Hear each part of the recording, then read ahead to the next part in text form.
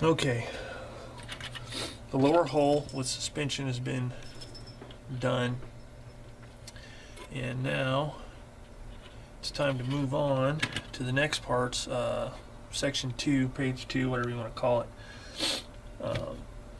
Putting together the idler or the return rollers, and installing those on the hull, assembling the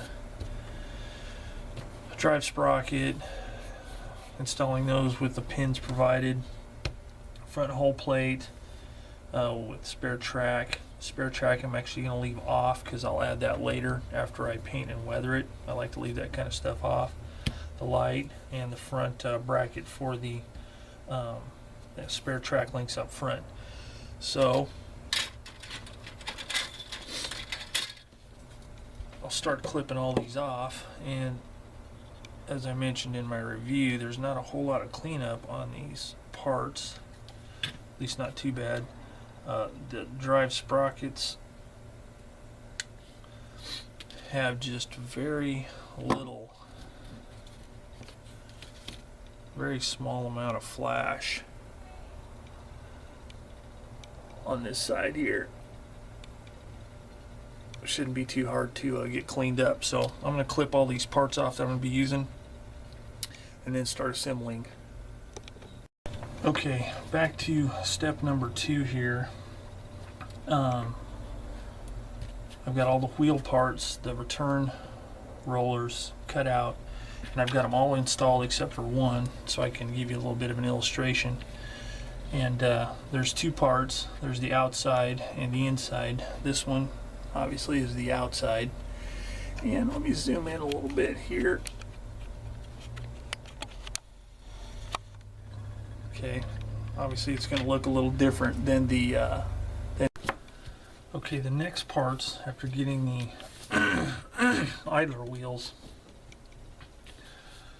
cemented to the hull was to put the drive wheels together, and I've done that.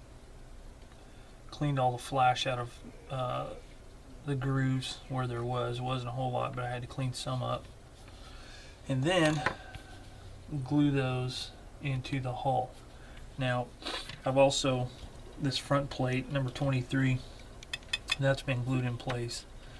But as far as the drive wheels, this is a case where the Tamiya Extra Thin isn't the best choice, but the thicker liquid cement is, because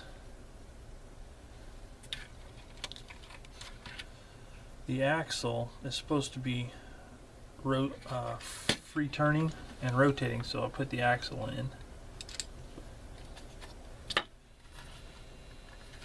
Sticks out through the side. Now, because of the way the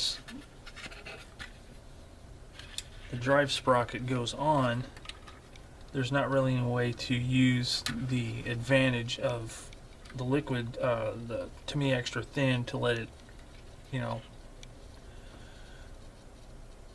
seep around through capillary action. So in this case, it's better to use, because it is better to have the wheels free turning, because when the tracks are put on later, sometimes it's beneficial to be able to turn this a little bit to kind of get it rolling on. So in order to do that, just apply a little bit of the cement, this thicker liquid cement, to the end of the axle, because it bottoms out on the inside of the drive sprocket, and then just install it thusly. Make sure it's on there good, and then just let it dry. So we've got that. The front plate also calls for the spare track. I'm not going to do that till after I get the vehicle painted and I start the weathering. So the last part of this page is to do the light. I've already done that. I glued the 2 halves together, and using the edge of a new blade, I was able to scrape down the seams, so when it's painted, you shouldn't be able to see it. It should look solid. That has to be glued in place. And then it calls for the front spare track rack to be glued into place. But I'm not going to do that right now because I am going to apply Zimmerit to the kit, and this is one of the places where the Zimmerit goes. So what I did is I put the part in place and held it and outlined the front of the hull where the part goes with a pencil, so I know where it goes. So when I apply the Zimmerit, I can put a piece of tape there or whatever, apply my Zimmerit, and make sure that stays clean where that part cements on, so I don't have to worry about it not sticking. It'll be nice and flat and smooth. So that won't be put on until I do the Zimmerit. So after that, we're ready to move on to the next page, which is the rear plate, the idler wheels, the muffler and exhaust parts, and then the upper hull details, hatches, machine gun, vision port, jack block, so on. So all those parts have to be cleaned up and gotten ready. So I am going to go ahead and do that and then come back. One more quick note on this series of steps right here, including this specifically the front rack for the spare track. This is where pre-planning and knowing what you want to accomplish beforehand, where it comes in handy. The rack, it has these tabs that stick out, and on the real life vehicle I looked online to see what exactly went there, and basically there's a pin arrangement that goes through and is used for, I'm assuming, towing. I've also seen pictures of the tow cable where the loop is there with the pin going through. And there's two types of pins, well maybe more than two, but the two I saw, there was one that's a round pin that goes through with a flat bar on the end attached to the vehicle with a chain, and then there were some that were just a simple, looked like a bent piece of round iron, steel, whatever, that just went through. I don't know if they attached with a clip or whatever, but can't really see it in the photos. So I decided I wanted to add that. So that is important because you need to drill holes in the tabs that stick out, and you wouldn't be able to do that if this were already on the kit, or it would be extremely difficult.